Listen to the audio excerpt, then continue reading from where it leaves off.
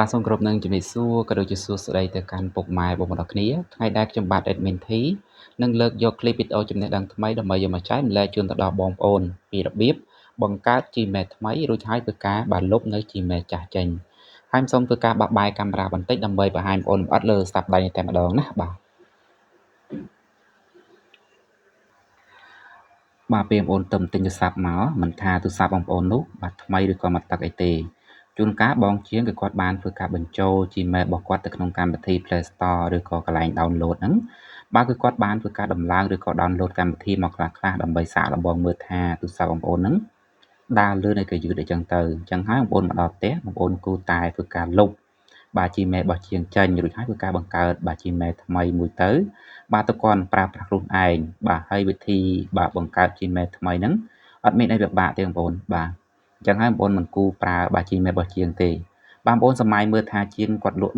បាទដាច់ទូរស័ព្ទមួយថ្ងៃប្រហែលគ្រឿងបាទឧទាហរណ៍ថាគាត់ដាច់មួយថ្ងៃ5គ្រឿងគឺគាត់យក Gmail ដដែលហ្នឹងមានន័យថា Gmail មួយហ្នឹងបញ្ចូលទូរស័ព្ទដៃ5គ្រឿងអញ្ចឹងទៅអញ្ចឹងបងប្អូនគូមើលមួយខែឬក៏មួយឆ្នាំអីទៅបាទ Gmail ទាំងអស់ហ្នឹងបាទនឹងគ្រប់គ្រងលើទូរស័ព្ទដៃជាច្រើនបាទហើយ Gmail សំខាន់ណាស់បងប្អូនបើសិនជាបងប្អូនថតរូបអីចឹងគឺជួនកាលវាចូលទៅក្នុង Gmail អញ្ចឹងទៅបាទឯកសារសំខាន់ចូលតាម Gmail អញ្ចឹងហើយបាទបងប្អូនមិនគួរប្រើទេណាបាទអញ្ចឹងបងប្អូនធ្វើការបង្កើតថ្មីហើយចាំធ្វើការលុបចេញតាមក្រោយក៏បានណាបាទអញ្ចឹងជាហេតុដំបូងបងប្អូនចូលមកបាទកម្មវិធី Play Store មកបាទ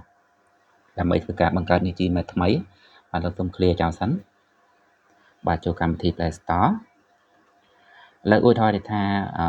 បោះជាងគឺបាទ Gmail មួយនេះបាទអញ្ចឹងសូមចុចលើ profile អញ្ចឹងពេលបងប្អូនចូលមកបងប្អូនចុចពីលើខាងស្ដាំដៃខាងលើផុតមកឧទាហរណ៍ថាបោះជាងគឺគាត់អត់មានបានតាំងជារូបទេវាឡើងជាអក្សរអញ្ចឹងបងប្អូនចំណាំតែខាងលើផុតខាងស្ដាំដៃចុចមកនេះឧទាហរណ៍ថាបោះជាងគឺគាត់មាន Gmail ឈ្មោះថាបាទone love ចុះណាបាទអញ្ចឹងហើយបងប្អូនធ្វើការបង្កើតថ្មីសិនមកបាទរបៀបបង្កើតថ្មីបងប្អូនចុចព្រួយនេះដើម្បីបង្ហាញ Gmail មកណាបាទពេលបងប្អូនចុចមកបើសិនជាបងប្អូនមានតែ Gmail របស់ជាងមួយបងប្អូននឹងឃើញ Gmail នៅខាងលើបាទរួចហើយបងប្អូននឹងឃើញបាទតម្រងបាត់នេះនៅខាងក្រោមណាបាទតម្រងទាំងអស់ហ្នឹងបាទអញ្ចឹងហើយបងប្អូនរកមើលតែលេខបូកហើយគេដាក់ថាបញ្ចូល Gmail ផ្សេងអញ្ចឹងបងប្អូនចុចពីលើហ្នឹងមក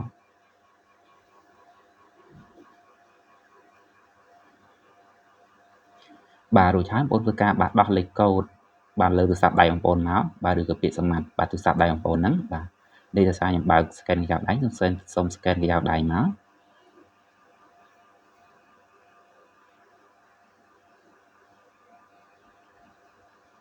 បាទមកដល់ត្រង់នេះបើសិនជាបងប្អូនមាន Gmail ចាស់បងប្អូនធ្វើការបញ្ចូលបាទ Gmail ចាស់ទៅកន្លែងពាក្យថាបាទ email ឬលេខទូរស័ព្ទហ្នឹងប៉ុន្តែបើសិនជាបងប្អូនអត់មានបងប្អូនចុចពាក្យថាបាទបង្កើតគណនីនេះបាទចុចទៅមករួចហើយបងប្អូនយកខាងលើណាគេដាក់ថាសម្រាប់ការប្រើប្រាស់ផ្ទាល់ខ្លួនរបស់ខ្ញុំ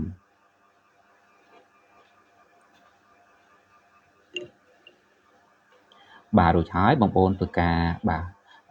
បង្កើតឈ្មោះមួយទៅបាទអញ្ចឹងខ្ញុំរាយ comment បើសិនជាបងប្អូនបាទទុកគាត់ប្រើប្រាស់ផ្ទាល់ខ្លួនទេបងប្អូនដាក់តាមអត្តសញ្ញាណប័ណ្ណទៅណាបាទអញ្ចឹងសូមដាក់ឈ្មោះបាទ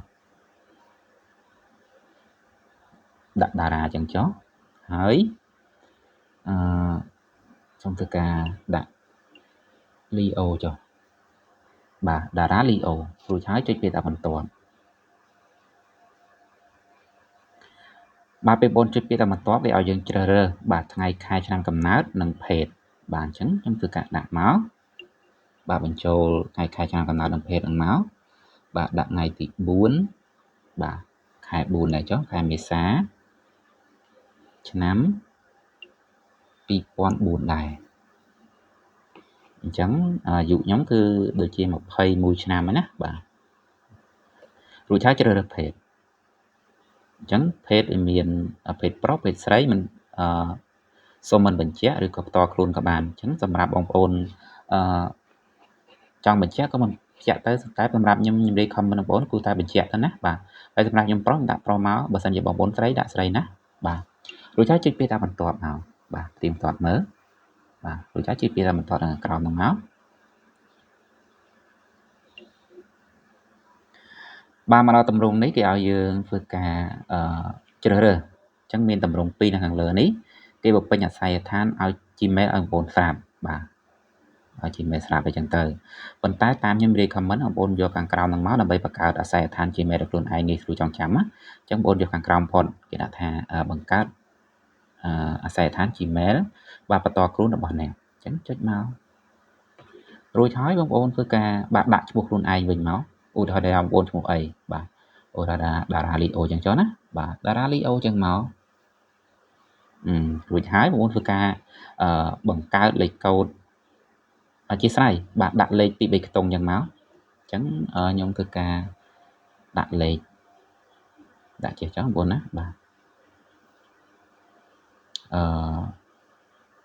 5566ឬក៏ដាក់5000ដាក់5000ចេះរួចហើយចុចពាក្យថាបន្ទាប់សាកល្បងមើលបើសិនចិត្តឲ្យបងប្អូនធ្វើការផ្លាស់ប្ដូរលេខណាបាទប៉ុន្តែបើសិនជាឲ្យបងប្អូនក៏នេះទៅប៉ុន្តែបងប្អូនមិនបាច់ធ្វើការផ្លាស់ប្ដូរឈ្មោះទេណាបាទឈ្មោះ Gmail ហ្នឹងទេបាទអញ្ចឹងបងប្អូនគាត់ធ្វើការផ្លាស់ប្ដូរលេខណាបាទអញ្ចឹងចុចសាកល្បងមើលសិនបើសិនជាឲ្យបងប្អូនទៅមុខណា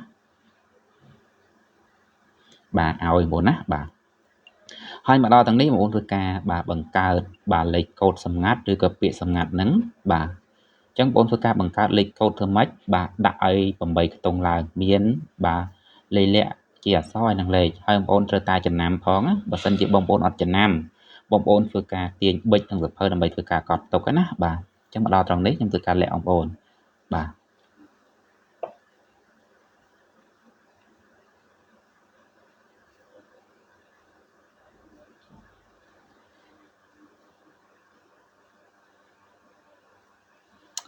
បាទនាងបងប្អូនខ្ញុំធ្វើការបង្កើតបាទលេខកូដសម្ងាត់ឬក៏ពាក្យសម្ងាត់រួចរាល់ហើយបាទហើយមាន8ខ្ទង់ណាបាទលេខកូដរបស់ខ្ញុំបាទអញ្ចឹងខ្ញុំអត់បង្ហាញបងប្អូនទេរួចហើយបងប្អូនចុចពាក្យថាបន្ទាប់ហ្នឹងមកហើយបងប្អូនត្រូវតែចងចាំទៅនឹងកុំភ្លេចឲ្យសោះណាបាទបើសិនជាបងប្អូនភ្លេចបងប្អូនទាញប៊ិចនឹងសភៅដើម្បីធ្វើការកត់ទុកមកអញ្ចឹងខ្ញុំទៅទិញដដែលជូនបងប្អូនណាបាទព្រោះថាជាពាក្យថាបន្ទាប់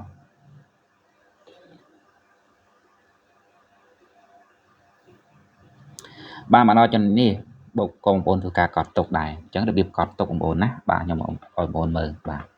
អញ្ចឹង Gmail នឹងបងប្អូនកត់ទាំងហ្នឹងណាបាទ Gmail ខ្លួនឯងហើយកត់លេខហ្នឹងផងហើយកន្លែងមានសញ្ញា gmail.com នេះបងប្អូនធ្វើការកត់ទុកដែរណាបាទហើយពាក្យសម្ងាត់ឬក៏ password បាញ់មិញបាទនៅខាងក្រោមហ្នឹងមកណាបាទអញ្ចឹងបងប្អូនធ្វើការកត់ទុកទៅអញ្ចឹងខ្ញុំបង្ហាញតែប៉ុណ្្នឹងទេបើសិនខ្ញុំបង្ហាញលើហ្នឹងបាទគឺខ្ញុំអាប់ឡូតវីដេអូអត់បានទេបាទគឺខាង YouTube នឹងបិទបាទរួចហើយបងប្អូនកត់ទុករួចហើយបងប្អូនចុចពាក្យថាបន្ទាប់មកបាទអញ្ចឹងតែប៉ុណ្្នឹងទៅ Gmail បងប្អូននឹងបានជោគជ័យហើយណាបាទគឺស្រួលបំផុតបាទរួចហើយចុចពាក្យថាយកប្រនឹងមកកន្លែងនេះគេឲ្យយើងបាទអានបាទកន្លែងលក្ខខណ្ឌរបស់គេណានេះគេដាក់ថាឯកជននិងលក្ខខណ្ឌអញ្ចឹងនេះជាលក្ខខណ្ឌរបស់ Gmail គេឲ្យយើងធ្វើការរក្សាសិទ្ធិអីខ្លះបាទអញ្ចឹងបងប្អូនធ្វើការអានទៅបើសិនជាបងប្អូនអត់អាន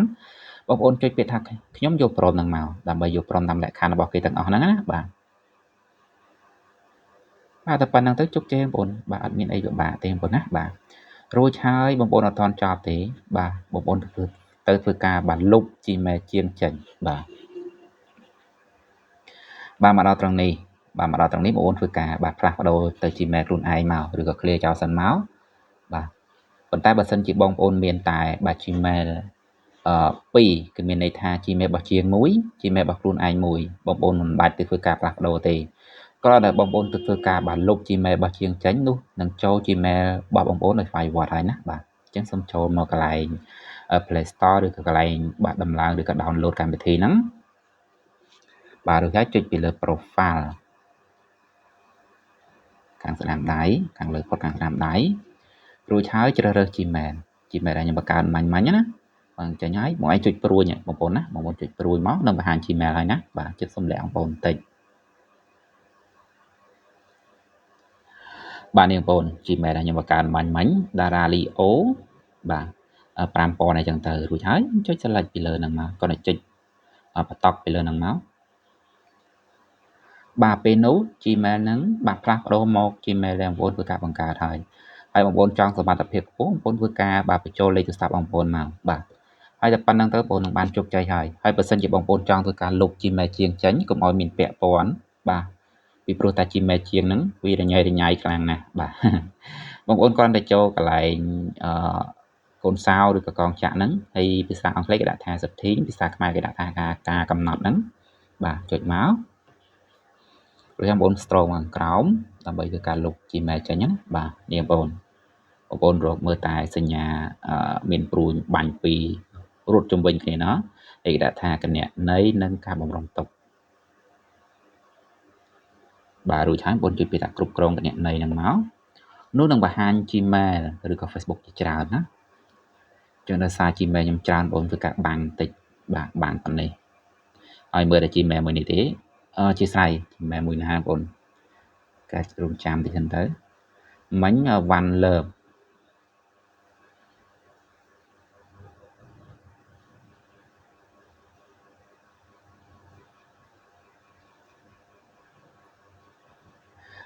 បាទនេះបងប្អូនវ៉ាន់លើកខាងក្រោមនេះបាទវ៉ាន់លើកខាងក្រោមអញ្ចឹងបើសិនជារបៀបលុបចេញបងប្អូនគ្រាន់តែចុចបន្តុកពីលើវ៉ាន់លើកហ្នឹងមកបាទរួចហើយបងប្អូននឹងឃើញតម្រងបែបនេះអញ្ចឹងបងប្អូនចុចពីថាលុបគណនីហ្នឹងមកដើម្បីលុបចេញហើយលុបវ៉ាន់លើកនេះចេញណាបាទបងប្អូនចុចពីលើពាក្យថាលុបគណនីនោះនឹងចេញអក្សរពណ៌ក្រហមម្ដងទៀតហើយមានអក្សរពណ៌ខ្មៅនេះចុចពីថាបោះបង់អញ្ចឹងមានន័យថាសារដើមប៉ុន្តែបើសិនជាបងប្អូនចង់លុបចេញបងប្អូនចុចពីថាលុបគណនីនឹងមកដើម្បីលុបចេញតែម្ដងអញ្ចឹងបងប្អូនលែងឃើញវ៉ាន់លើបនឹងហើយបាទយកចេញពីទូរស័ព្ទបងប្អូនហើយណាបាទអញ្ចឹងនៅសល់តែបាទ Gmail បងប្អូនទេតែទៅការបាញ់មិញបាទចូលម្ដងទៀត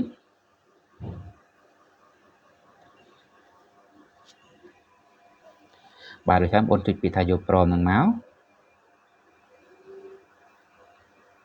បាទរួចហើយចុចពីថាចាប់ផ្ដើមឬក៏ថយក្រោយចុចម្ដងទៀតមកចាប់ផ្ដើមរំលងកុំតន់អញ្ចឹងទៅហើយនេះជា Gmail ដែលខ្ញុំធ្វើការបង្កើតមិញណាបាទ Daralio 5000បាទអូខេបាទ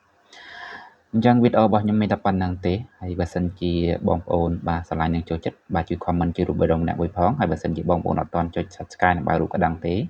បាទសូមជួយចុច Subscribe និងបើករូបកណ្ដឹងម្នាក់មួយផងបាទហើយបើសិនជាបងប្អូនចង់ធ្វើការ download ណាបងបាទអញ្ចឹងបងធ្វើការអាច download បានហើយណាបាទសូមអរគុណច្រើនបងប្អូនបាទសូមជម្រាបលាជួបគ្នានៅវីដេអូក្រោយបាទបាយបាយ